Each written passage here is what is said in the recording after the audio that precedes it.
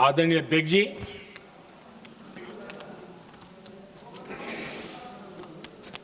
वंदे मातरम इसका जो जन जन से जुड़ाव था, ये हमारे स्वतंत्र संग्राम की एक लंबी गाथा अभिव्यक्त होती है। आदरणीय अध्यक्ष जी, जब भी जैसे किसी नदी की चर्चा होती है,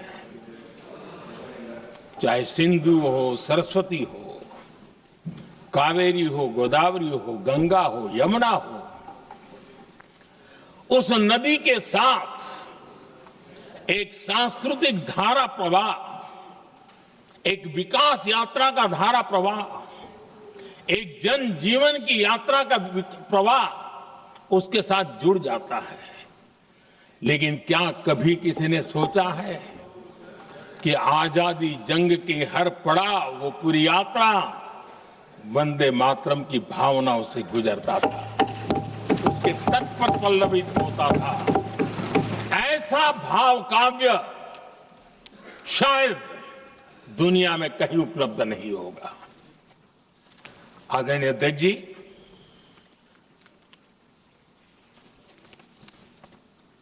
अंग्रेज समझ चुके थे कि 1857 के बाद लंबे समय तक भारत में टिकना उनके लिए मुश्किल लग रहा था। और जिस प्रकार से वो अपने सपने लेकर के आए थे, तब उनको लगा कि जब तक भारत को बांटेंगे नहीं, जब तक भारत को टुकड़ों में नहीं बांटेंगे, भारत में ही लोगों को एक दूसरे से लड़ाएंगे नहीं, तब तक यहां राज करना मुश्किल है। और अंग्रेजों ने बांटो और राज करो इस रास्ते को चुना और उन्होंने बंगाल को इसकी प्रयोगशाला बनाया, क्योंकि अंग्रेज भी जानते थे वो एक वक्त था जब बंगाल का बौद्धिक सामर्थ्य देश को दिशा देता था, देश को ताकत देता था, देश को प्रेरणा देता था। और इसलिए अंग्रेज भी चाहते थे कि बंगाल का ये जो सामर्थ्य है वो पूरे देश की शक्ति का एक प्रकार से केंद्र बिंदु है। और इसलिए अंग्रेजों ने सबसे पहले बंगाल के टुकड़े करने की दिशा में काम किया। और अंग्रेजों का मानना था कि एक बार बंगाल टूट गया तो ये देश भी टूट जाएगा और वो यावत चंद्र दिवाकरो राज करते रहेंगे, ये इनकी सोच थी। 1905 में अंग्रेजों ने बंगाल का विभाजन किया, लेकिन जब अंग्रेजों ने 1905 में ये पाप किया तो वंदे मातरम चट्टान की तरह खड़ा रहा। बंगाल की एकता के लिए वंदे मातरम गली गली का नाद बन गया था और वही नारा प्रेरणा देता था। अंग्रेजों ने बंगाल विभाजन के साथ ही भारत को कमजोर करने के बीच और अधिक बोने की दिशा पकड़ ली थी। लेकिन वंदे मातरम एक स्वर एक सूत्र के रूप में अंग्रेजों के लिए चुनौती बनता गया और देश के लिए चट्टान बनता गया। आदरणीय अध्यक्ष जी, बंगाल का विभाजन तो हुआ, लेकिन एक बहुत बड़ा स्वदेशी आंदोलन खड़ा हुआ। और तब वंदे मातरम हर तरफ गूंज रहा था। अंग्रेज समझ गए थे कि बंगाल की धरती से निकला बंकिम दा का ये भाव सूत्र।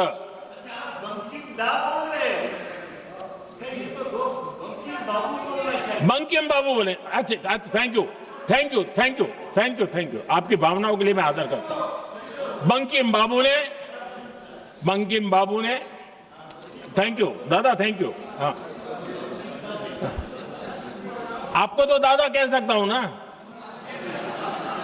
वरना उसमें भी आपको इतराज हो जाएगा। बंकिम बाबू ने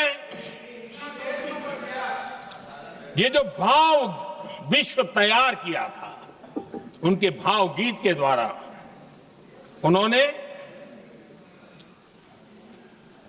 अंग्रेजों को हिला दिया। और अंग्रेजों ने देखिए कितनी कमजोरी होगी और इस गीत की ताकत कितनी होगी। अंग्रेजों ने उसको कानूनी रूप से प्रतिबंध लगाने के लिए मजबूर होना पड़ा था। गाने पर सजा, छापने पर सजा, इतना ही नहीं, वंदे मातरम शब्द बोलने पर भी सजा। इतने कठोर कानून लागू कर दिए गए थे। हमारे देश की आजादी के आंदोलन में सैकड़ों महिलाओं ने नेतृत्व किया, लक्षावधि महिलाओं ने योगदान दिया। एक घटना का मैं जिक्र करना चाहता हूं।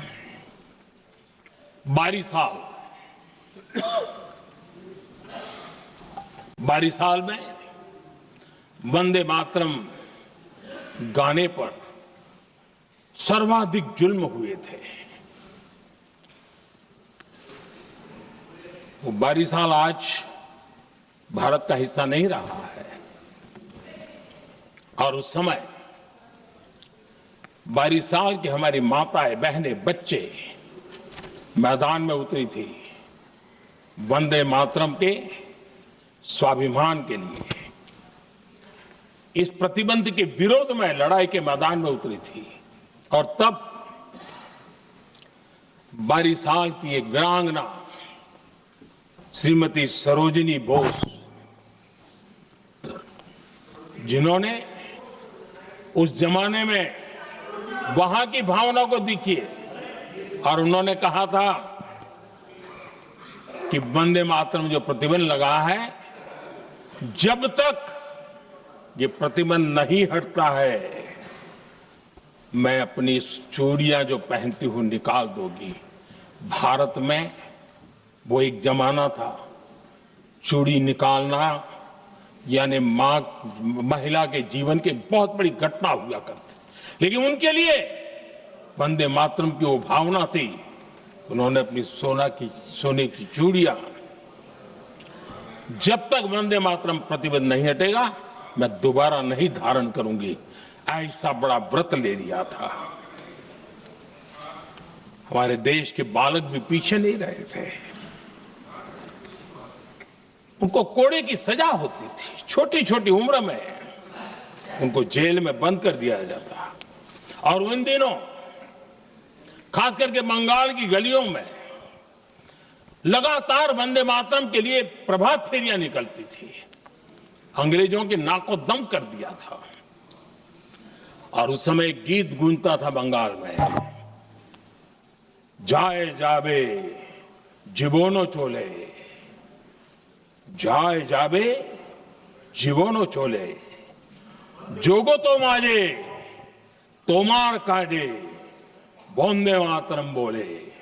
अर्थात हे मां, संसार में तुम्हारा काम करते और वंदे मातरम कहते जीवन भी चला जाए तो वो जीवन भी धन्य है।